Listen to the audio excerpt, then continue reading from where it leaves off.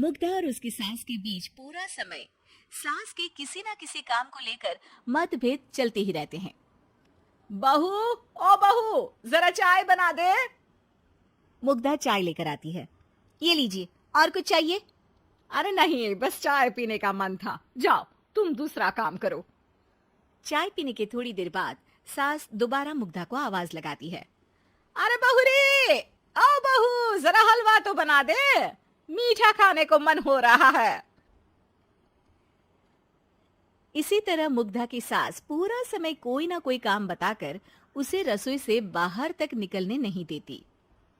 कभी चाय, कभी हलवा, कभी पानी तो कभी दूध, हर समय खाने को चाहिए और उसके लिए अपने हाथ पैर बिल्कुल नहीं हिलाने। परेशान किया हुआ है इन्होंने।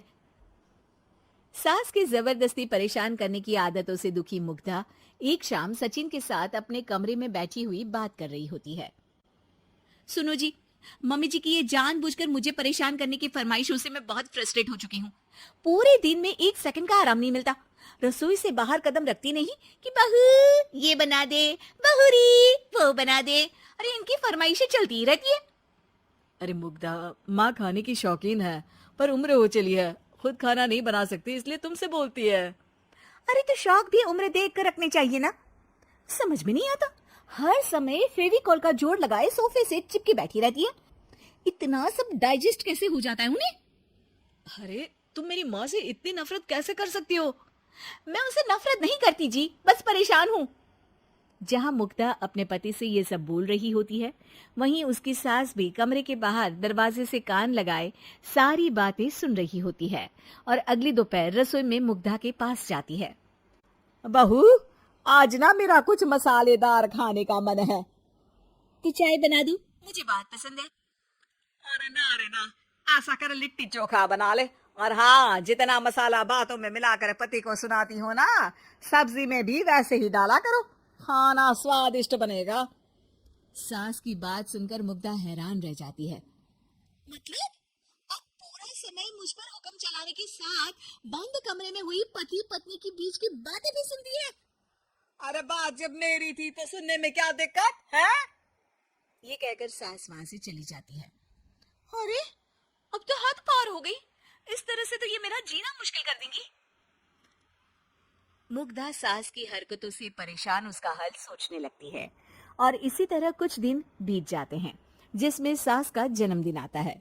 मुग्धा बहुत खुशी के साथ अपनी सास को एंड्रॉइड मोबाइल गिफ्ट करती है।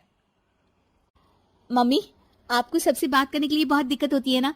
कभी सचिन तो कभी मुझे बोलना पड़ता है, पर इस मोबाइल से आपको कोई दिक्कत नहीं होगी। एक जगह बैठे बैठे बहुत कुछ कर सकती हैं अब आप। मोबाइल देख सासू माँ खुश हो जाती है, पर उसे इस्तेमाल करना तो आता नहीं, इसलिए साइड में रख देती है। जिसे देख मुग्धा घर का सारा काम छोड़ मोबाइल सेट कर सास को इस्तेमाल करना सिखाने लगती है, जिसके बाद अब सास पूरा समय मोबाइल में ही लगी रहती है। हाय, जब से मम्मी को मोबाइल मिला है मेरी लाइफ में कितनी शांति आई है। अच्छा है, इसी तरह बिजी रहे तो मैं भी सुकून की जिंदगी जी पाऊंगी। अब मुग्धा जब मन करे काम करना, जैसा चाहे वैसा खाना बनाकर खाना, पूरा समय रिलैक्स और खुश रहने लगती है। क्या बात है, आजकल तुम बहुत चहक रही हो। अरे मम्मी जी से छुटकारा जो मिला है, अब ना फरमाइशें ना छुप छुप कर बातें सुनना। अच्छा, तो मोबाइल गिफ्ट करने की ये स्कीम थी।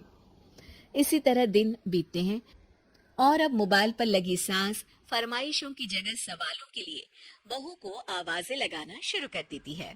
अरे बहू सुन तो, देख जरा किसी का फोन क्यों नहीं मिल रहा? रिचार्ज खत्म हो गया है, पर अभी 4 दिन पहले ही तो मैंने किया था, इतनी जल्दी कैसे खत्म हो गया? अरे मैंने कल तेरी कनाडा वाली मौसी सास से 3 घंटे बात की थी ना। क्या?